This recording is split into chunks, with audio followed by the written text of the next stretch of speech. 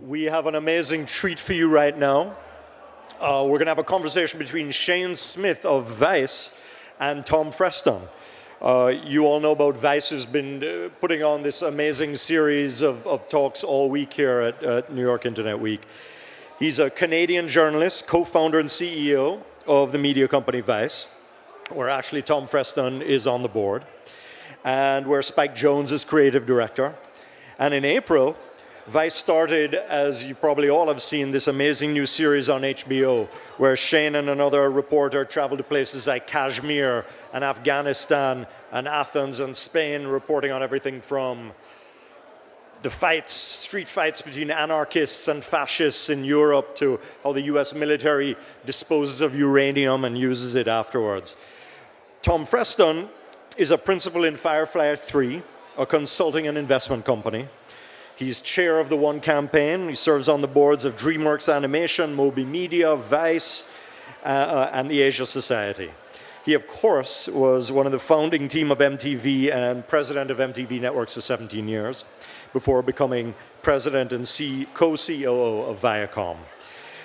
Shane was going to talk to Tom about building a media empire, jumping from one media to the next, and working in a traditional medium like television, building an audience, and creating a brand as a means to do whatever the hell he wants. And we're going to begin by watching a video. There we go. Welcome to Vice, the world's leading youth media company.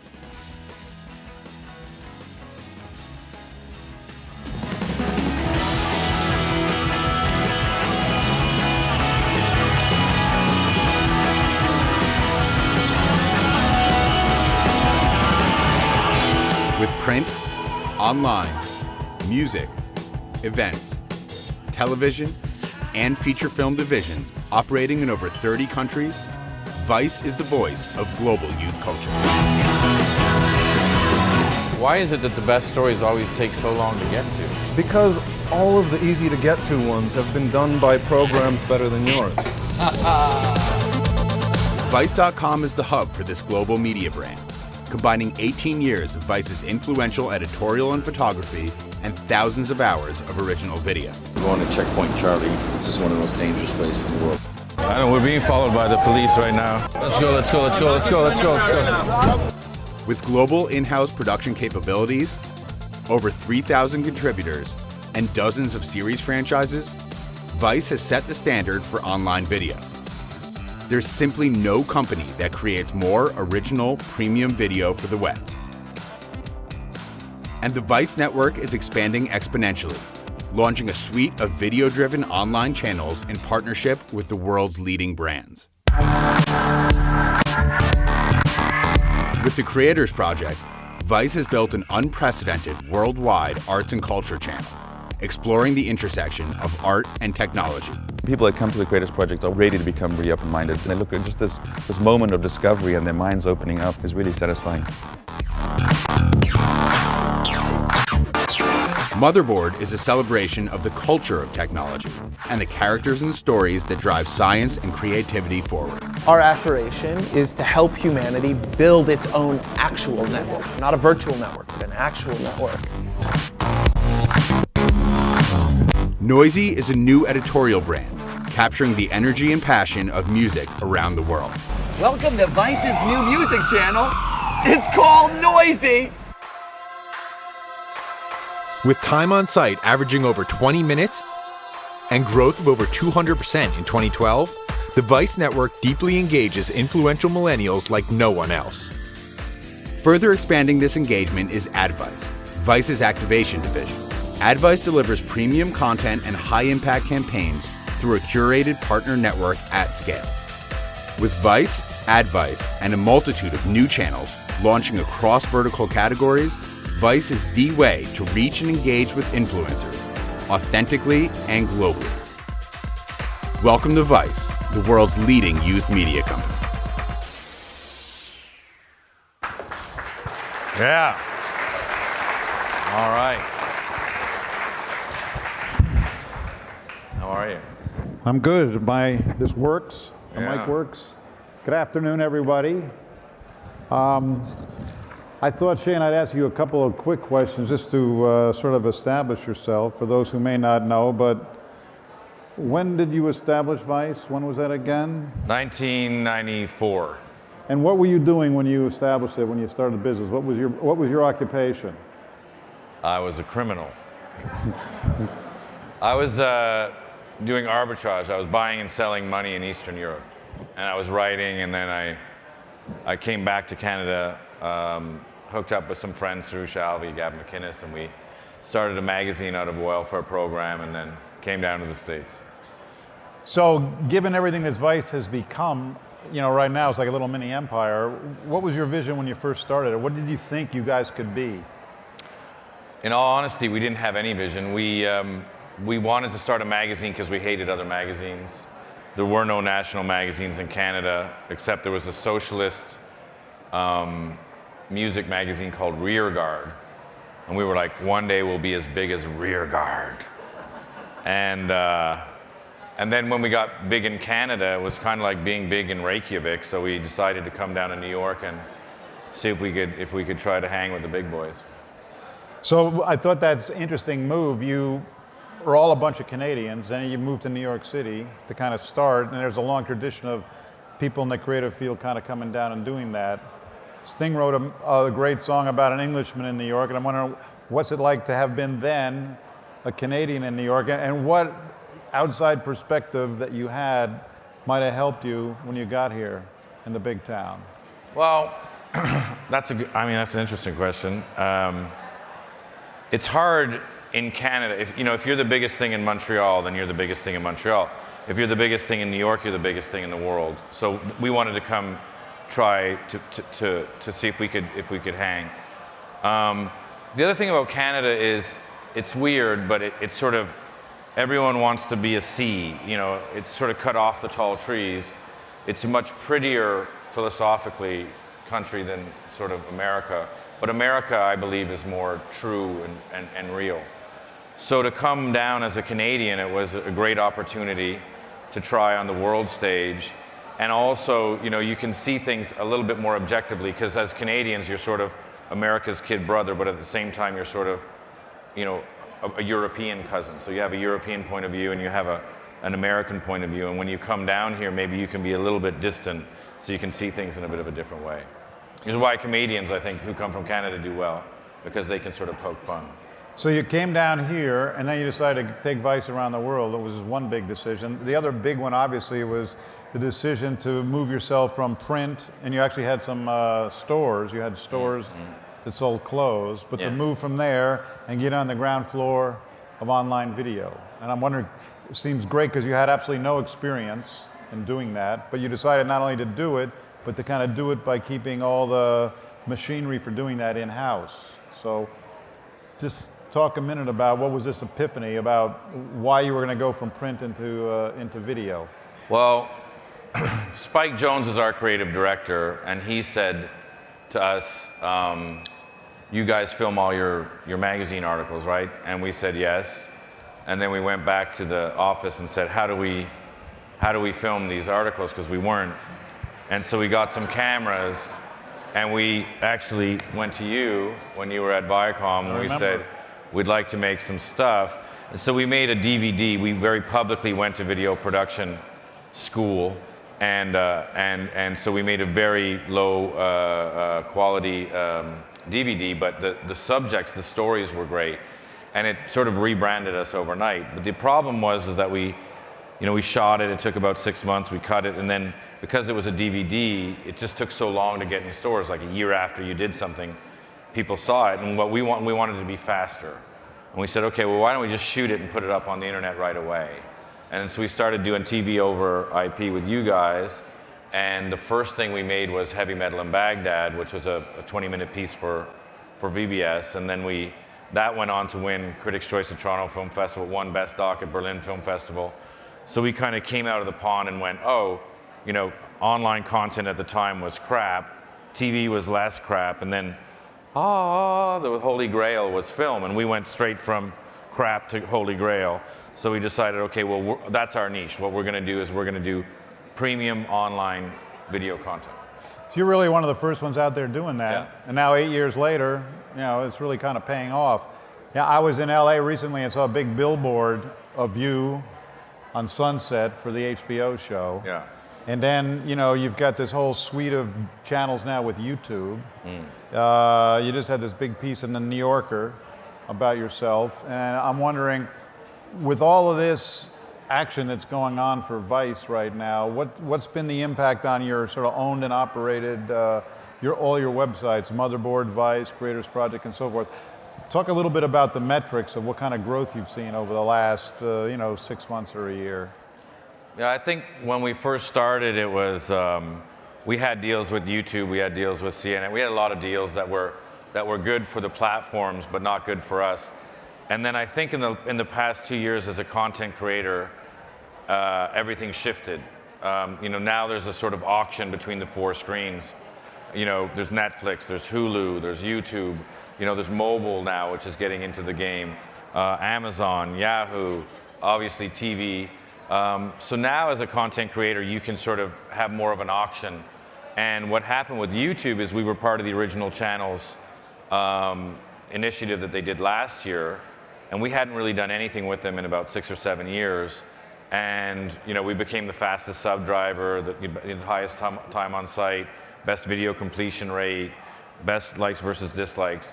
And that sort of fueled a huge amount of growth, not only for our brand and online, but also through mobile, and our proprietary sites have seen a huge lift in traffic as well. So what kind of, how many times has it increased from where it was, say, a year ago? Well, on the proprietary sites, it says 200%. Actually now, year on year, we're 500% up. We're doing about 25 million uniques on Vice.com. We do about 220 million uniques across AdVice. And then on YouTube, we just passed, I think, 3 million subs across brands, and something like 500 million video views. So while it's confusing to some people, your YouTube channels and your own regular channels actually reinforce each other really well. Yeah. And most people would say, with online video, your average tune's like 2, 3, 4 minutes. Yeah. You guys are sort of in the 20s or 30s. 28 minutes, yeah. So what does that tell you? People would say, well, that couldn't be done. No one's going to watch anything on their smartphone for 30 minutes. Well, I think what we talked about last year, and what we can talk a little bit more about this year, is news. Everyone says young people don't care about what's happening in the world. They don't care about news, and they're disaffected. And what we found out is that's patently not true, because what performed best for us was our news pieces, our longer form pieces, even our serialized pieces that were 1, 2, 3, 4, 5 segments. I think the Mitt Romney piece that won the Webby last night or 2 nights ago was 7 or 8 segments, and people stayed to watch all the segments. So I think news was a real catalyst for us, and it's actually pushing us forward into what we're going to do next year, this year and next year.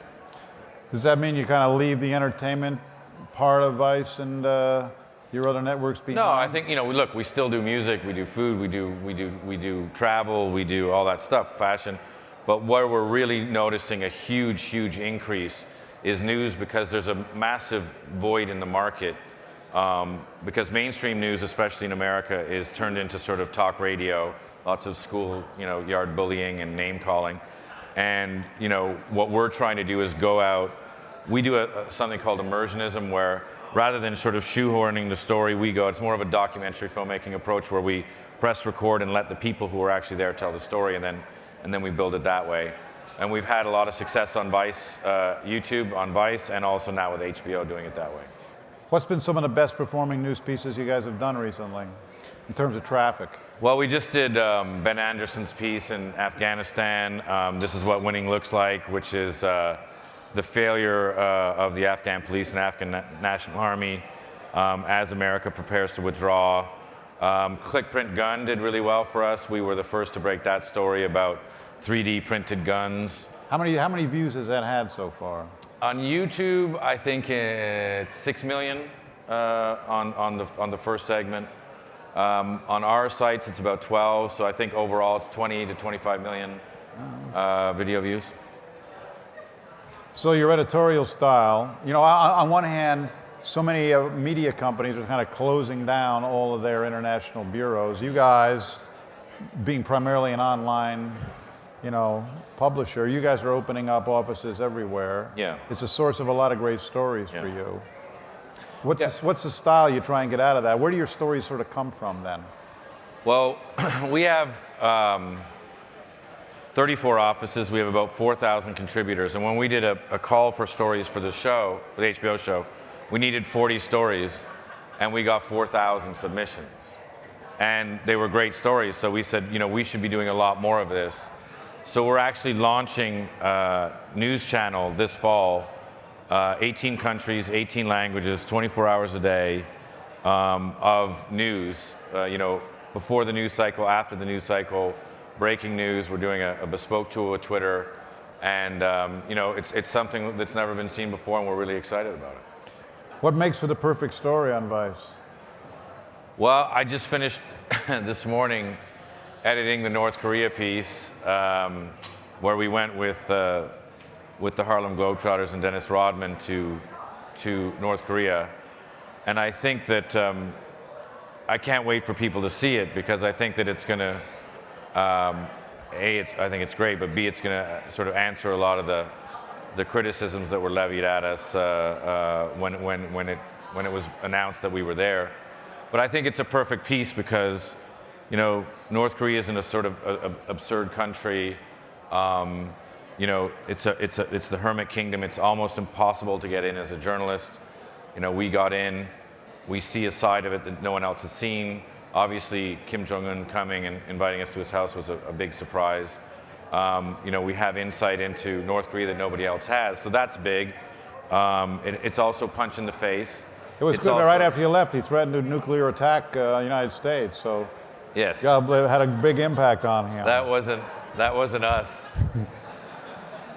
That was someone else. That was someone else. No, it was. Look, they were doing war games at the time that they do every year. We do war games with South Korea. They threatened to nuke us. We also tightened up our sanctions in the UN. It just happened to be that people like to blame stuff on Dennis Rodman and us. So they say just a couple more things on your content. The HBO promos, you say, see the world through our eyes, see the world through the eyes of Vice. What is it in the world that the Vice eyes see? Well, that would make you different from your sort of run-of-the-mill or some of your old media competitors. Yeah, I think that, one of the things that we do differently is we give, 20-year-old kids cameras and we give them computers and say, tell the stories. A lot of people can't do that or don't do that. It's definitely non-paradigmic, non-political. We're trying to get a lot of what happened, for example, when we did Heavy Metal in Baghdad the first time, we realized that, at the same time, John McCain was going around the green zone saying that the war was over. We were in the red zone getting shot at, and the band, that night their practice space got blown up by a Scud missile. And we were saying, well, something's wrong here. And I think that during the Iraq war and the invasion of Afghanistan, a lot of times, what was being said in mainstream news media, was being sort of contradicted by bloggers or people on the ground, and then sort of aggregated by HuffPo or now BuzzFeed or Drudge back in the day. And I think that, Gen Y, we're sort of used to getting their news in a different way to sort of say, well, we know what's going on in the news cycle, but these guys are saying that something different is happening. So we took that as we're sort of a challenger brand, and what we try to do is find a different aspect to the story or go in and spend more time on the ground, talk to more people and figure out, is this actually true or not? It's been interesting to watch the migration of you from a magazine, which I think is now about 1% of your business. But still people say, oh yeah, Vice magazine, I like the Vice magazine. But you've really embraced so many of the virtues of the new media, speed, social, having a unique voice and so forth. Talk a little bit about, social media and how you make that work for you in terms of Facebook, Twitter and the like. Yeah, I think where your traffic comes, how much your traffic comes from. Facebook is our number one referral, Twitter's number 2, Reddit's number 3. But I think what happened, we came up during the sort of pseudos and the heavies and the den.nets and all that stuff. And we actually hired one of the heads of Heavy to work for us at one point a while back, and it was an arbitrage play. It was, we'll buy traffic at 10 cents and sell it at 50 cents. And we realized, well, that doesn't really work. And so one of the things that we got on early was socials, and it didn't really work in the beginning. You couldn't really drive traffic through Facebook. But I would say about a year ago or a year and a half ago, there was a huge shift to actually socials being a free way and an organic way to drive traffic. And so what's happened is now Facebook is this massive, activation network, and Twitter's a massive activation network for content. And I think that's another thing that differentiates us between traditional media is that happens so quickly, and you have to adapt to it so quickly that you can't sort of retrofit that into a Time Warner or a major news corporation. So what happens to the older media companies? What have you learned from them, good and bad? I'd be curious.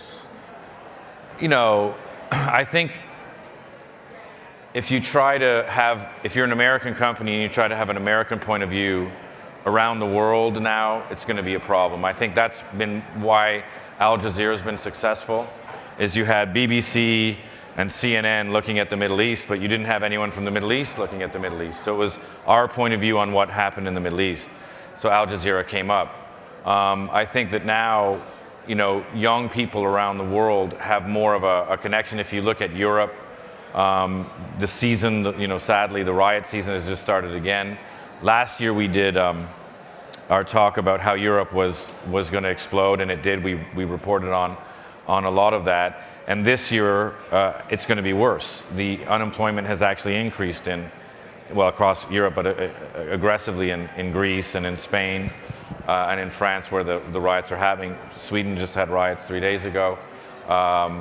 So I think that if you look at it, youth are getting angrier. You have over 50% unemployment for people under 26 years old across the board in Europe. You have a lot of people who are angry with no jobs, no future, and it's going to explode. And I think that what the Gulf War was, for CNN, the economic crisis is for us, because there's not a lot of people going out and embedding with these young people who are arguably about to change the political landscape of Europe, much like Arab Spring did. It was an economic revolution, and Arab Spring is ongoing. What's happening in Europe is ongoing. Southeast Asia now. It's going to be a crazy time over the next 12 months. Shane, you told me once, you said, we're not an internet company. We're more like Time Warner of the streets. Well, we're called that, yeah. That's what people call us. Why do they call you that? I don't know. You have to ask them. It's got sort of an old media ring to it. Well, we're a media company. I mean, we do films, we do music, we do books, we do magazines, we do online, we do mobile. We're like any other media company. We're just younger and weirder. So when people are like, what are you? What kind of company are you? Well, we're a media company, but we just do things in a different way. So are you a businessman or a creative guy or a journalist? What are you anyway? You're the host of the show? How about that? The CEO? I thought this was going to be nice. Anyway. That leads up to it's a very complimentary. You can be all these things. Honestly, when we were starting out, I was a businessman, because you have to be, because you need money to create media. It is a slog out there. It is hard. And we're luckily in a place now where we're throwing off enough cash that we can do what we want to do. And what I enjoy doing is journalism. Spike Jonze, our creative director, said to me, what would you do if you could take money out of the equation? If you just didn't care about money? And I realized that I'd be doing a lot less business and a lot more content, so I started doing more content, and then the business increased, and ironically, we made more money, so I didn't have to do as much business. So basically, making content that's good, and trying to keep that quality, getting better and better and better, is what drives me. And now, money not so much, which is kind of an arrogant thing to say, but when you don't have to worry about money anymore, then you can concentrate on the other stuff. So I would say now I'm 90% in content creation and 10% in the business. That's nice. Yeah. You know, you just started recently Thump, which is sort of an EDM network. Yeah. You've got a bunch of other ones in the pipeline, but why don't you talk a little bit about sort of what's coming up? What new businesses do you see jumping into? Well, we're launching a bunch of new verticals. We're acquiring a bunch of companies. The biggest one being news. We're putting everything behind news. We've been shooting. We're launching a bunch of campuses. We have a big campus now in LA where we're taking kids straight out of school. By the way, if anyone's watching this and you're learning how to be a shooter or a cutter and you want to come work for us, we have a campus where Spike and our top editors are going to actually teach people how we shoot and how we cut out in LA. So that's a big one for us. Thump, our EDM channel, launched. We're doing a travel channel, a food channel. We bought ID, and we're launching a fashion channel in Europe. So we have a lot more verticals coming out with YouTube in a lot of cases as well. We're doing news with YouTube. I don't know if I'm allowed to announce that actually, but I did. You just did. But we're really excited about news. It's the big thing. Like I was here last year, and I was saying, look, you know, TV is derivative of TV. If The Voice is big in America, then it's big in the UK and Australia and Europe, and TV is sort of, you know, shitty, and online, the platform is much better. The technology is much better, and people are starting to realize that now, you know, how much better online is than TV. But we're derivative of TV. Online is derivative of TV by and large. And so we were like, well, you know, we have to challenge ourselves to be better. We have to challenge ourselves, you know, to make online better than TV. And I think that, you know, what I realized after that, leaving here, was, well, we have to do that too then. So what we're trying to do is say, okay, if we're going to do news, it has to be better than TV news. And, you know, look, we're not perfect, and we're going to fuck up, and we've fucked up in the past, and, you know, we're going to show our ass when we do fuck up. I said I wouldn't swear, and then I just heard that sentence in my brain. And I'm going to go back to being good, Shane, now. But look, we have to challenge ourselves, and any internet, you know, entrepreneurs out there, I think it's up to you as well. We have to, you know, we have to all sit there and collectively say, okay, you know, things aren't as good as they can be, and also there are these huge social problems, there are these huge environmental problems, and you know, it's sort of up to us to get out there and do something about it. So that's what we're going to do. So one more question before we open it up for some questions from the floor. I mean, this is Internet Week. There's a lot of entrepreneurs out here, people with some good ideas in their head. Sure. You've kind of cracked the code a bit on online video, and you can already see other people following and opening the door. But for someone who's thinking of getting into sort of the content side in the digital world, what kind of advice would you give them? Well, I think it's the best time ever in history to be a content creator, because everyone spent so much time developing the pipe, developing the platform. They weren't thinking about the pipe. What do we put in the pipe? And, you know, Hulu has rights issues, you know, YouTube has rights issues, everyone has rights issues. So making sort of IP that you own is as a business great. I also think that if you make great content that no one else is making, so you have to figure out, what can I do that nobody else does, and then you do it and try to do it as well as you possibly can. The other great thing about it is you can use Facebook, Twitter, and YouTube to sort of build your audience, so you don't have to pay for it. You know, if it's good, people will like it. If they like it, they will watch more. If they watch more, it will grow. And if it gets to have some scale, you can make real money at it.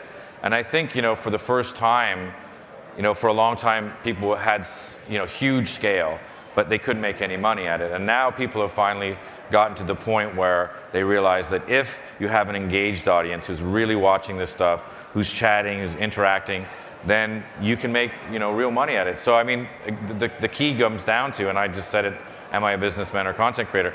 You have to make great content. Because if you make great content, the money will come. That's good advice. I mean, and owning it yourself is maybe one of the key things. So maybe open this up to any questions from anybody out there. Sure.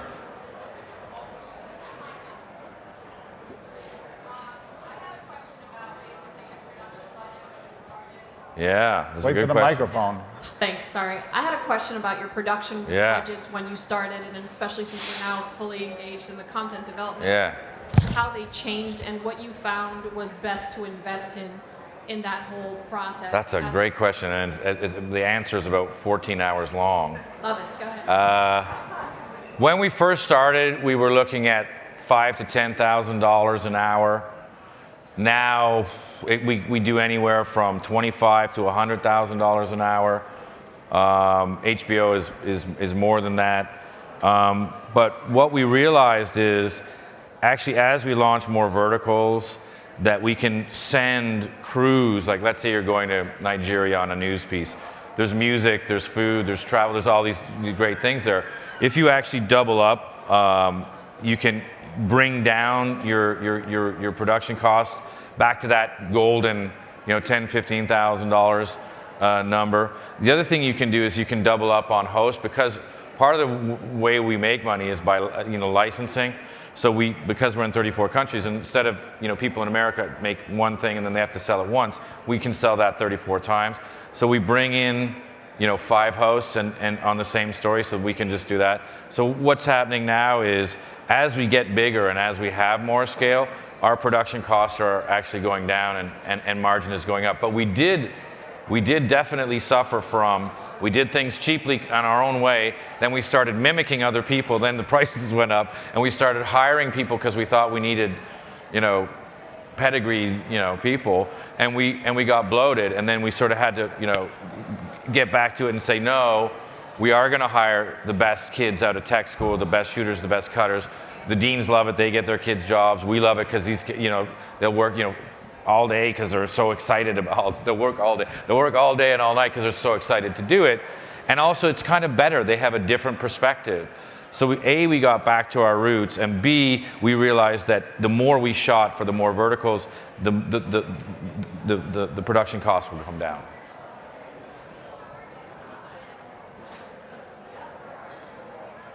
Hi. I really appreciate what you guys do, because you offer an alternative viewpoint that we don't have access to easily through traditional media, and a lot of what we believe is received wisdom in this country, and so it's really important what you do. Thanks. And I would say that I would characterize you more as kind of like early MTV meets CNN, No, I mean in terms of like the spirit that you bring to irreverence and kind of. And, also kind of repurposing content the way MTV has done so well for international markets and local hosts and all that. But, a lot of what's been talked about this week is a lot of people, digital people are saying, but, TV is still the big kahuna. Sure. In a certain way. And, we haven't talked a lot about kind of the revenue model and, how do you make money on on the longer videos that are on your site? And do you think, if you have a show now, obviously on TV, but do you think about starting a cable channel ever, or do you, are you going to go into theatrical release of long form documentary, which is such a popular format? Sure. We've been offered cable networks before, because we produce around 25 now. This year we'll probably do closer to 3,000 hours of content from everything you can possibly imagine, food, travel, fashion, everything. But we've resisted it, because I believe if you're going to do it right, and there are a lot of great networks out there, HBO being one of them, if you're going to do it right, then it's going to take all of your time, all of your effort, all of your resources, all of your bandwidth, and it's not where we want to go. I don't want to sort of carve a niche out in that world. What I'd like to do is, in the Wild West that is the internet now, is become the gold standard. And what Tom did during the cable revolution, when sort of cable democratized TV, I look at online democratizing content for the world, where sort of MTV meets CNN. I get criticized for being hyperbolic, because I say I want to be the next MTV, the next CNN, and the next ESPN. But actually, if you look at the numbers, so if you take like the numbers that Machinima or Maker does, and then you say, well, replace UGC gaming content with news, you know, and the projections that we have for news numbers, you wouldn't be the next CNN. You'd be 10x the next CNN. Because if you're looking at 500,000, 1 billion video views a month, the scale is just, I mean, you can't compete with that. So I don't know why I would go backwards and say, I'm going to do a terrestrial cable network in America, rather than I'm going to go after being the largest and most democratic platform in the world, which is the internet. And that's what's exciting, because, you know, right now we're the first there, the first global player. Like, we have competition here, we have competition in the UK and China, but we're the first global player. So if I'm first there, much like Tom was first there with MTV, that's an advantage. It's also exponentially bigger. You know, there's basically no limit to how big you can grow, and that's where my demographic lives. So I'm not really interested in TV. You know, I would just add to that, having been on both sides of the equation, that, you know, people love television. It's not going anywhere. Online video is. I mean, TV viewing out is about 8 hours a day per home, if you can imagine, on average. But that game in the United States is really over. If you were one of the early guys, you got a great business. Getting in now is just going to be a lot of aggravation. They're in a perfect place to be able to, you know, with a kind of perfect business model for, you know, the next couple of decades to really ramp it up. Yeah, I mean, we're into releasing anything, anywhere, at all times. I mean, you know, you see what's happening with Netflix and Amazon and Hulu. I think it's fantastic. I think it's great for the industry.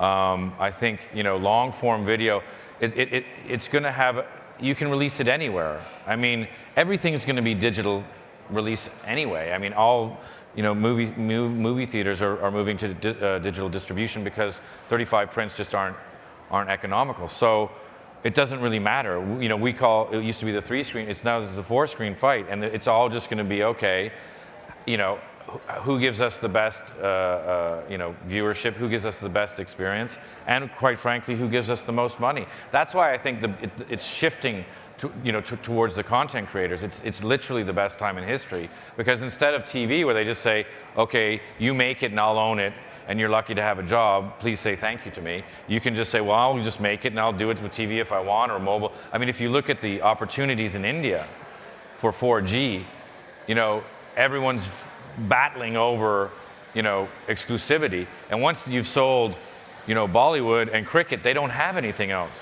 So if you come along and say, I've got everything else, you've got, you know, the trump card in the game. So, you know, creating content is the best business model out there right now, I think. Okay. I don't know. They've got a mind of their own, the mic guys, whoever's got the mic. Okay. Oh. One of the challenges that I've had in teaching undergraduates in journalism and media production is actually getting them to think about career paths outside of traditional media. Yeah. And so many of my students today, they still want to work for print newspapers. Yeah. They still want to work for, you know, NBC, CNN. And one of the challenges that I have has been to get them to really think outside the box, particularly with, you know, online news production.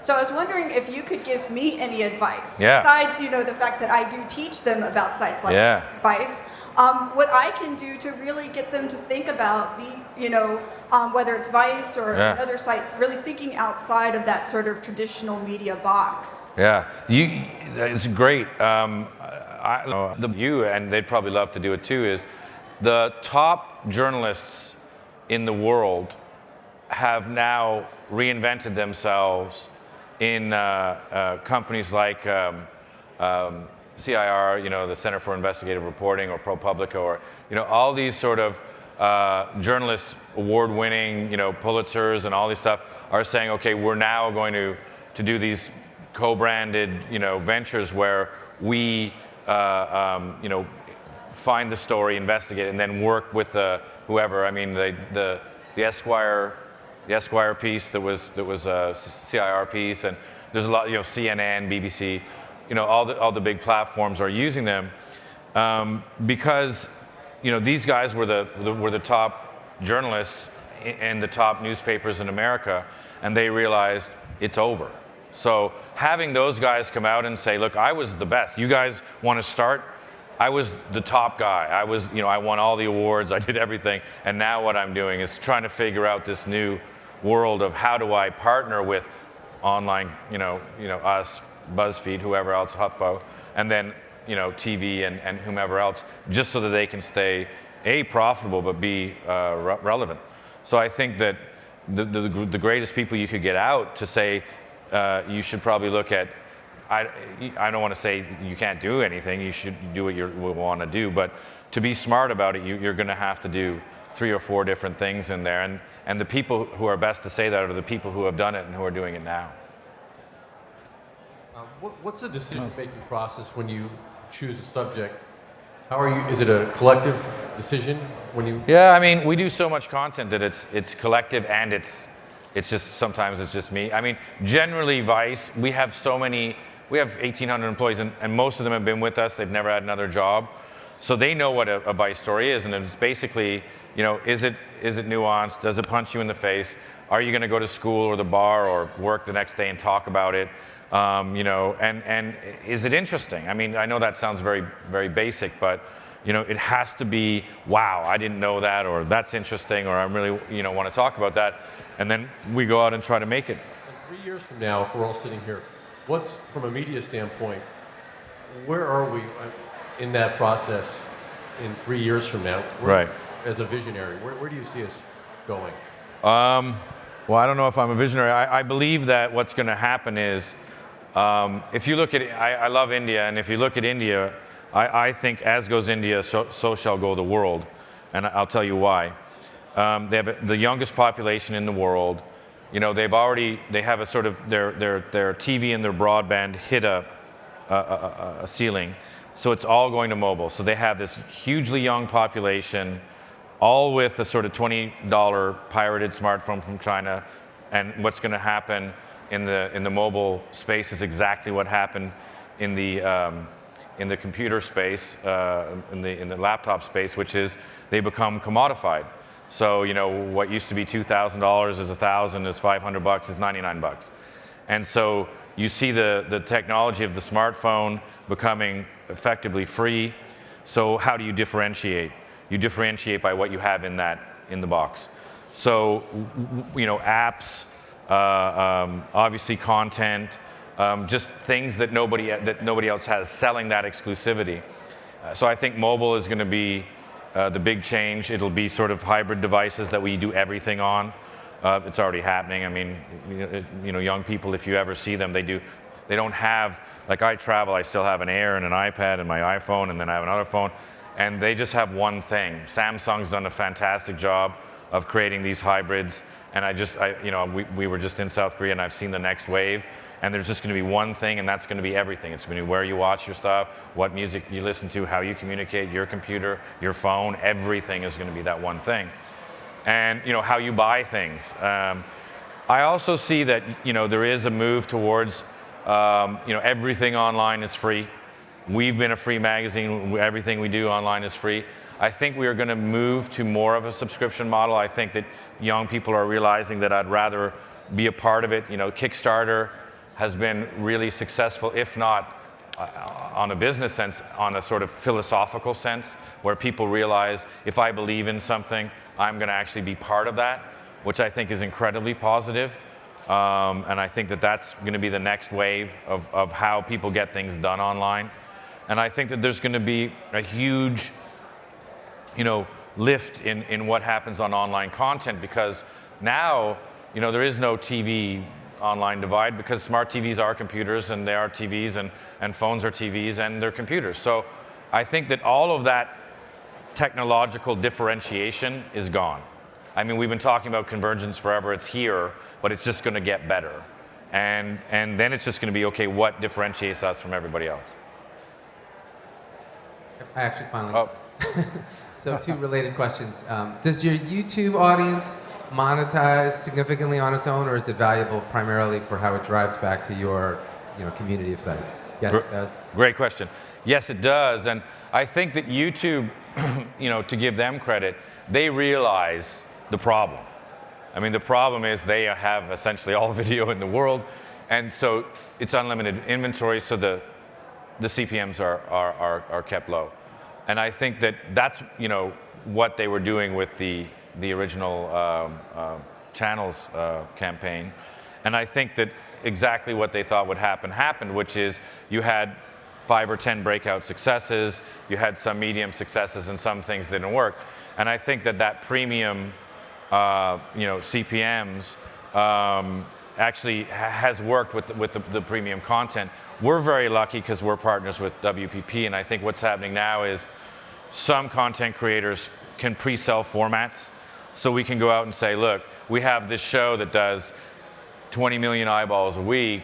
You know, we can you know, pre-sell that show at a higher CPM. The engagement is higher. What's changing now is that engagement is everything. So if you say, well, I had 100 million video views, great. That video views 30 seconds. No one's going to want to monetize. Whereas if you say I had 12 million video views, but it was for 28 minutes, it means that people actually give a shit about what they're watching. It means they're going to watch for a long time. And it also means that the brand's going to see some lift because you're going to realize, oh, I like this film by Spike Jonze. Intel brought it to me. I get it. I like Intel, or I'm going to have some lift from that. So I think that that's the, you know, the key is going forward. The key metric, which changes every year, the key metric now is engagement, and that's the hardest metric to achieve. And are those audiences, the YouTube audience and your audience, is there a lot of overlap, or do you not know because you don't have any insight into the YouTube audience? We do. We get analytics. We have extensive analytics on our side, and we have extensive analytics on the YouTube side. And great for us, there's not a lot of cannibalization. It's a whole new audience. Obviously, their global footprint is massive.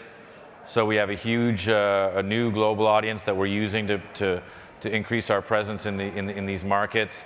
You know, it wasn't our traditional, you know, we were the hipster's Bible, you know, so we had early adopters, trendsetters, you know, we had that sort of 200,000 cool kids in each city. They have everybody else.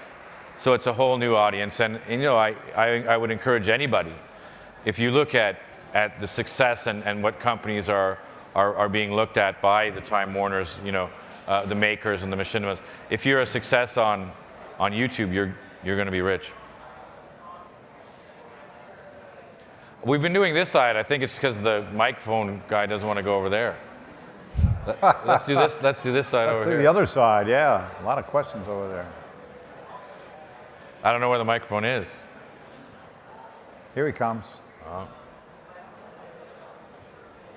They're not as efficient as the Jerry Springer. The Jerry Springer guys, they get to them 2 seconds. Hi, Shane. Hi, Tom. Hi. Wow, I can't believe I get to ask you a question. My name is Kristen. You've written it down there. I'm worried now. And I co-own a very small music, arts, and politics blog called Sensible Reason. And, you know, we have 20 contributors, we have 2 interns, like 2 editors. We're very small, and everyone who does it is very dedicated, but it's their thing it's their side project. How do we break through to create a brand that can sustain a career? And how can you make a living off of blogging? Well, I mean, again, I would find something that you do better than anyone else, or I would find something that you really love. But basically, passion breeds success. And so you really want to find something that you love. I wouldn't worry about what you think is going to make money, or, you know, I wouldn't worry about trying to be derivative. Just do what you like. I mean, when we first started on YouTube, everyone said, don't do long form content, don't do news, don't do international stuff. And ironically, that was our best performing stuff. So don't believe what anybody else tells you, including me. Look, find what you love. Try to make it as good as you possibly can. Don't worry about failure. Shoot it. If it's not good, shoot it again. Shoot it the 3rd time. Shoot it the 4th time. There's lots and lots of holes out there in the market for what people are interested in and what's being delivered.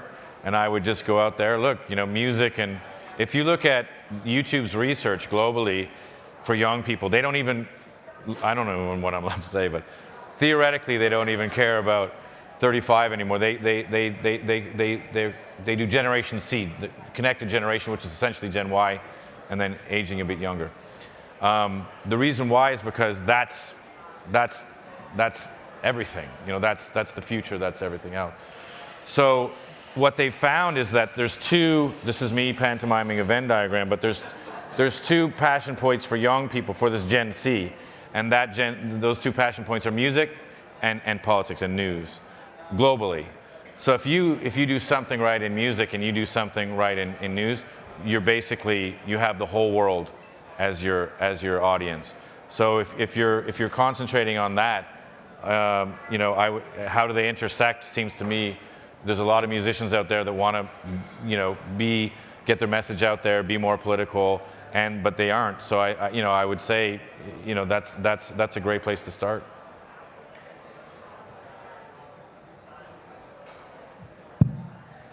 Yeah.